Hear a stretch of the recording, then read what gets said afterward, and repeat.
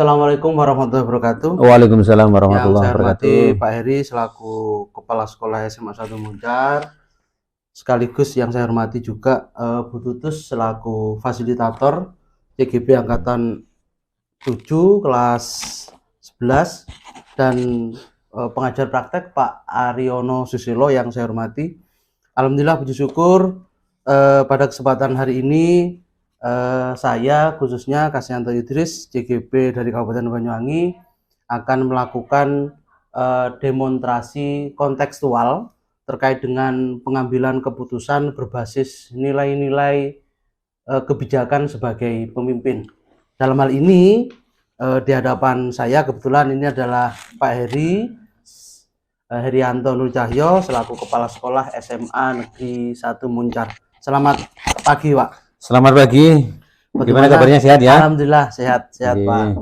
Masih puasa, Pak? Alhamdulillah masih puasa ya. Sudah menghitung hari ini, tinggal menghitung hari. Iya. Pak Heri, terima kasih saya ucapkan sudah meluangkan waktu untuk saya wawancarai berkaitan dengan pengambilan keputusan. Pak Heri yang saya hormati, ada beberapa pertanyaan yang perlu saya ajukan berkaitan dengan pengambilan keputusan yang selama ini Pak Heri sudah lakukan sebagai pemimpin di SMA Negeri 1 Muncar dengan tujuan pembelajaran di hari ini, sesi ini adalah bagaimana nantinya saya sebagai CGP dapat memberikan Pak Heri dapat memberikan kepada saya saran dan masukan berkaitan dengan kepemimpinan yang akan datang. Yang pertama Pak Heri, langsung saja dalam pengambilan keputusan ada beberapa hal yang perlu disikapi Pak Heri terkait dengan pengambilan keputusan dan pengujian keputusan, sekaligus berkaitan dengan 4 paradigma dilema etika. Sekaligus ini juga berkaitan dengan kepemimpinan Pak Heri di SMA Negeri 1 Muncar. Yang perlu saya tanyakan Pak Heri, kira-kira selama ini Pak Heri, bagaimana menurut Pak Heri apa yang Bapak bisa identifikasi berkaitan dengan kasus-kasus yang merupakan dilema etika Pak Heri? Ya, terima kasih. Ada beberapa kasus yang ini kaitannya dengan dilema etika ya. Pertama itu sesuatu yang berhubungan dengan kedisiplinan, baik itu kedisiplinan siswa maupun kedisiplinan pendidik maupun kependidikan. Ini sangat dilema. Di satu sisi kita ini berhadapan dengan orang-orang tua yang sudah punya tanggung jawab, punya kedewasaan sehingga mereka tahu batas-batasan, tahu aturan-aturan, tapi di sisi lain kita juga menghadapi manusia yang kadang itu juga mengalami banyak kendala ya, baik kendala teknis maupun teknis. Kemudian dari sisi siswa misalnya, kedisiplinan itu satu hal yang memang harus menjadi ciri khas dari sebuah sekolah, harus ditegakkan, harus disemaikan. Tapi di sisi lain ada faktor-faktor sosiokultur yang tidak bisa begitu saja dihilangkan, sehingga ini menjadi sesuatu yang dilematis. Contoh misalnya anak datang terlambat gitu. Sesuai dengan prosedur, sesuai dengan kesepakatan, maka mereka diizinkan untuk tidak mengikuti pembelajaran. Tapi di sisi lain sekolah itu dihadapkan pada sebuah normatif atau sesuatu yang kita pegang teguh bahwa sekolah itu adalah pusat pendidikan, sehingga dalam konteks apapun anak-anak itu harus tetap dilayani. Ini adalah beberapa contoh sederhana bagaimana dilema nilai ini menjadi satu hal yang sering kita hadapi di sekolah. Iya, terima kasih Pak Heri. Terus kemudian berkaitan dengan dilema etika yang berkaitan dengan Dewan Guru terkait dengan kedisiplinan, kira-kira karena tadi Pak Heri sudah menyampaikan sesuai dengan sosiokultural di wilayah masing-masing itu berbeda. Kira-kira bagaimana langkah Pak Heri untuk menjalankan pengambilan keputusan di sekolah ketika berkaitan dengan hal tersebut Pak Heri? Ya, ketika terkait dengan kedisiplinan, maka ada beberapa langkah yang saya harus ambil. Yang pertama adalah memanggil yang bersangkutan, ya. Oh ya, Jadi ya. dipanggil yang bersangkutan atas apa yang telah dilakukannya, misalnya terlambat. Namun demikian ada gradasi ya. Dipanggil itu jika terlambat berapa kali dan seterusnya, ya. Ketika dipanggil ya kita korek keterangan kenapa dia sering terlambat, adakah persoalan-persoalan tertentu yang membuat dia kemudian datang terlambat, baik persoalan di rumah tangga atau persoalan-persoalan lain, misalnya transportasi ya, atau hal-hal lain yang di luar itu, misalnya ini karena sudah menjadi kebiasaan dan seterusnya. Nah, dari pemanggilan itu maka kemudian kami banyak diskusi terkait apa yang sepatutnya dilakukan di kemudian hari. Namun demikian, jika di kemudian hari dia tetap melanggar, maka kedisiplinan itu harus tetap ditegakkan. Jadi ada beberapa aturan, terutama PNS, ada kode etik PNS, ya, ada aturan-aturan pendukung lainnya yang membatasi hak dan kewajiban seorang PNS. Sehingga itu mungkin yang menjadi pertimbangan saya untuk melakukan kebijakan lanjutan atas apa yang Ibu Bapak Guru alami selama di sekolah. Itu. Ya, Pak Heri, berkaitan dengan dilema etika, khususnya disiplin yang sudah disampaikan Pak Heri, yaitu memanggil Pak Heri ya, memanggil, kemudian diajak komunikasi berkaitan dan hal-hal tersebut.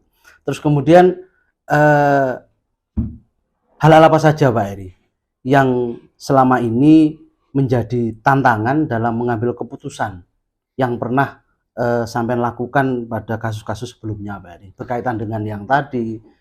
Bagaimana Pak Eri? Ya, jadi terkait dengan pengambilan keputusan ini memang di beberapa kasus ini dilematis ya, karena kita berhadapan dengan orang tua siswa, berhadapan dengan guru, berhadapan dengan sejawat dan lain sebagainya, sehingga kadang-kadang pertimbangan-pertimbangan etika, pertimbangan normatif itu tidak berjalan sebagaimana mestinya. Namun demikian, karena kita ini adalah organisasi instansi pemerintah, apapun keputusan yang kita ambil ini memang didasarkan pada aturan-aturan yang berlaku. Sehingga saya itu memandang bahwa setiap kesalahan itu, setiap pelanggaran itu memang harus dicari tahu kenapa pelanggaran itu terjadi, terus bagaimana menyikapinya, itu yang terpenting ya, bukan semata-mata langsung memberi hukuman, memberi ini dan itu ya, karena memang ada beberapa faktor ya, konteks di belakang itu yang mengikutinya. Itu mungkin dari saya. Iya Pak Heri. Terus kemudian adakah seseorang yang membantu atau faktor-faktor apa saja yang membantu serta mempermudah Pak Heri dalam mengambil keputusan Pak Heri? Ya tentu saja, karena saya sebagai manajer di sekolah ini tentu saja saya punya beberapa guru yang membantu saya, dan mereka lah yang saya minta pertimbangan tertentu sebelum mengambil kebijakan ya. Harapannya bahwa kebijakan yang saya ambil itu bersifat adil ya, tidak merugikan banyak pihak dan sesuai dengan norma-norma yang berlaku atau normatif lah, itu sesuai dengan aturan yang berlaku itu. Oh iya. Ya, terima kasih Pak Heri, mungkin cukup sekian wawancara berkaitan dengan demonstrasi kontekstual. Saya ucapkan terima kasih sekali lagi Pak Heri yang sudah meluangkan waktunya untuk saya. Terima kasih, saya Heri. Wassalamualaikum warahmatullahi wabarakatuh. Waalaikumsalam warahmatullahi wabarakatuh.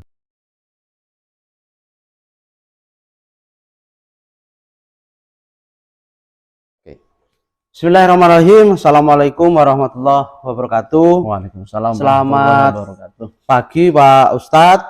Ya, Pak Ustadz Helmi ini adalah kepala sekolah SMP Islam Muncar. SMP Islam Muncar. Terima kasih khususnya kepada Pak Ustadz Helmi yang sudah meluangkan waktunya untuk saya dalam rangka tugas calon guru penggerak, yaitu tugasnya demonstrasi kontekstual dalam rangka pengambilan keputusan berbasis nilai-nilai kebajikan sebagai pemimpin.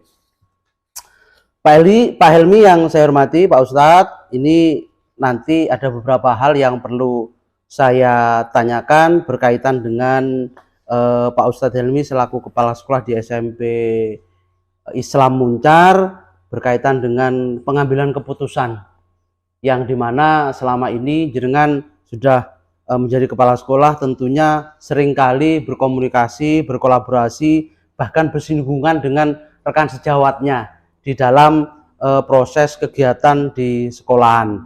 Tujuannya Pak Helmi, saya selaku calon guru penggerak, Pak Helmi bisa memberikan pengalaman berkaitan dengan kepemimpinan yang Pak Helmi sudah lakukan.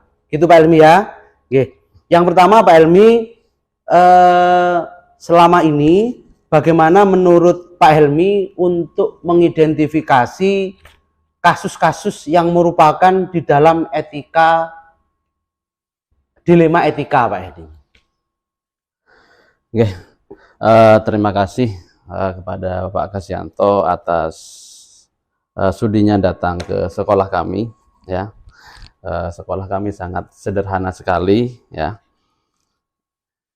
Ya seperti inilah suasananya.